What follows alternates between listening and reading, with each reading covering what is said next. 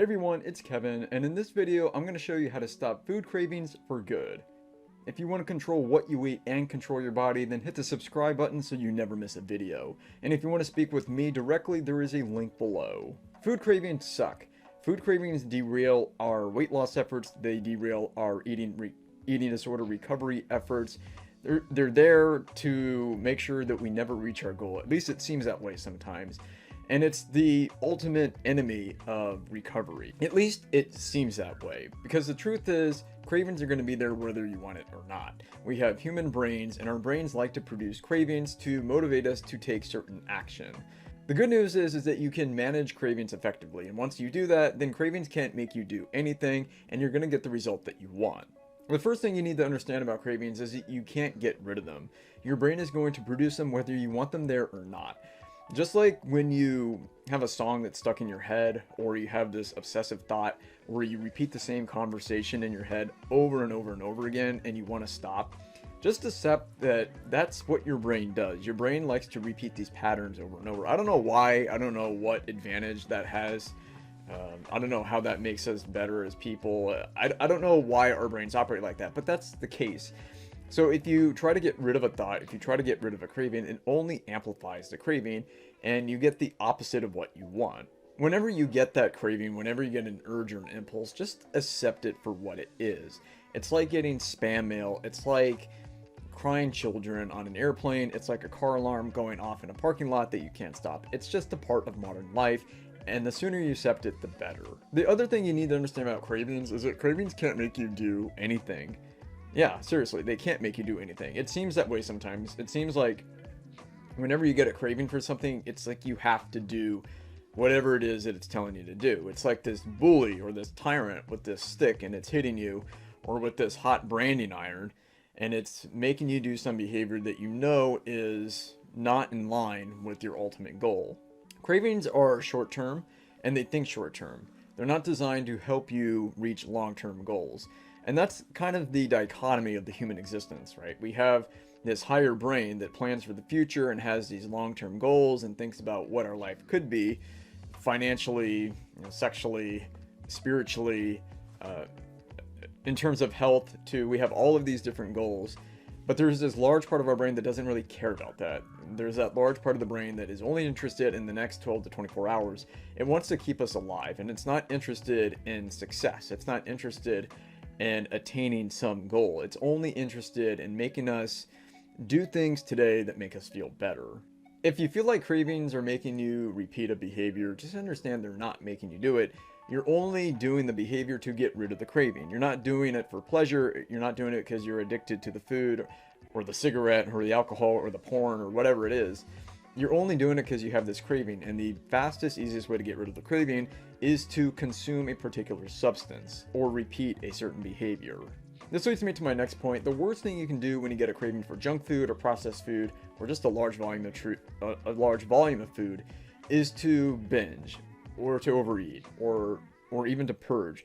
It's the absolute worst thing you can do, because you're selling your future, you're selling the farm, you're compromising on your long-term goals, and you're living out of alignment. I know that sounds like the secret or kind of woo-woo to live out of alignment. What does that sound like? Well, it just means that you're not doing things that are congruent with your long-term goals. So if you are binging, but you want to be fit and you want to be a lean runner, well, that doesn't make sense because your behavior doesn't match your long-term goals. That's what I mean when you're out of alignment.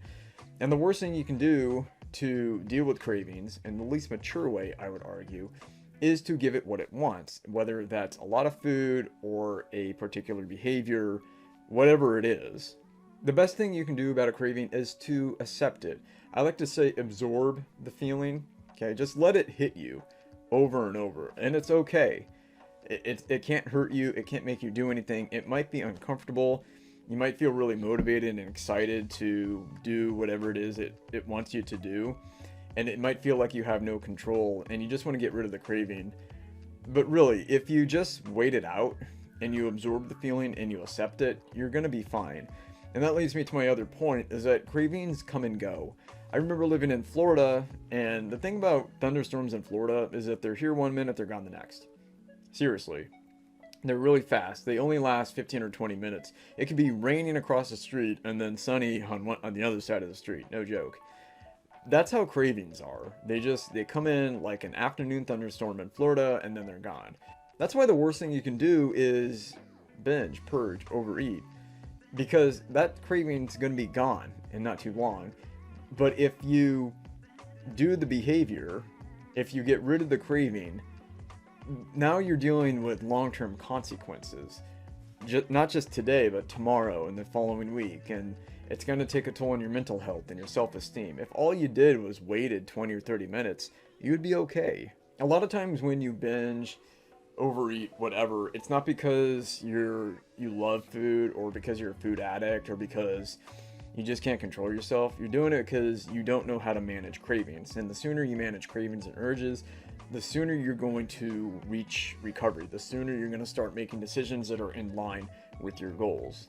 I'm saying that management of cravings is essential for eating disorder recovery. And even if you don't have an eating disorder, if you want to lose and maintain weight, or if you want to eat better, you're going to have to learn to manage cravings. And this is how you do it. Another thing I should say about cravings is that they don't represent anything. All they represent is a habit.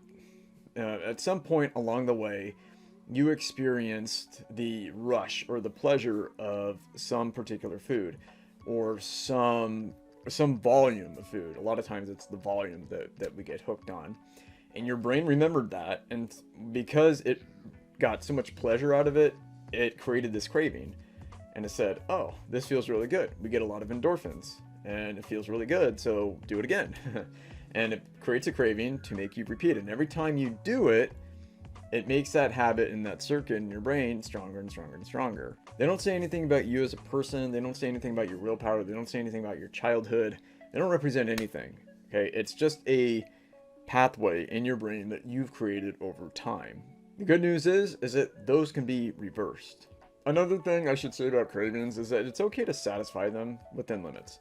If you're really craving ice cream, for example, who doesn't like ice cream? You and I like ice cream. Have a little bit of ice cream if that's what you truly crave. Now, the danger is you have 1 scoop and that leads to 2 scoops and then 3 scoops and then half the carton and then the whole carton. You get my point. If you're not at that point in recovery yet, then you should probably just abstain altogether.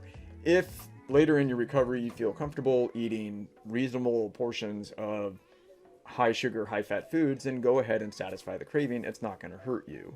You should also understand that everybody has cravings, not just people with EDs, not just people who have disordered eating habits, not just people who are trying to lose weight. Everybody has cravings.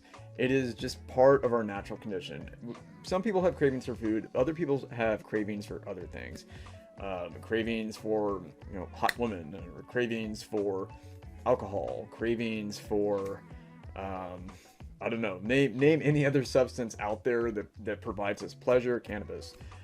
And people have a craving for it.